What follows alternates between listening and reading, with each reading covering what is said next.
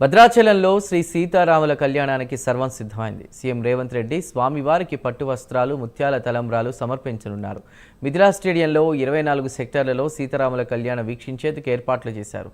ప్రతి సెక్టార్లో ఎల్ఈడి స్క్రీన్లు ఏర్పాటు చేశారు. 1800 మంది పోలీసులతో బందోబస్తు ఏర్పాటు చేశారు. శ్రీ సీతారాముల ఎదుర్కోళ్ల ఉత్సవం కన్నుల పండుగగా జరగనుంది.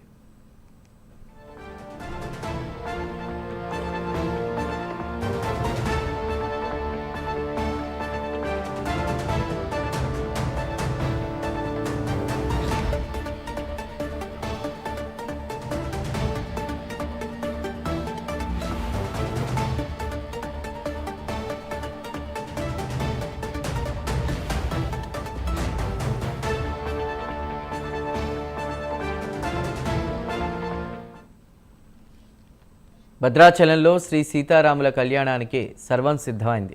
సీఎం రేవంత్ రెడ్డి స్వామివారికి పట్టు వస్త్రాలు, ముత్యాల తలంబ్రాలు సమర్పించనున్నారు.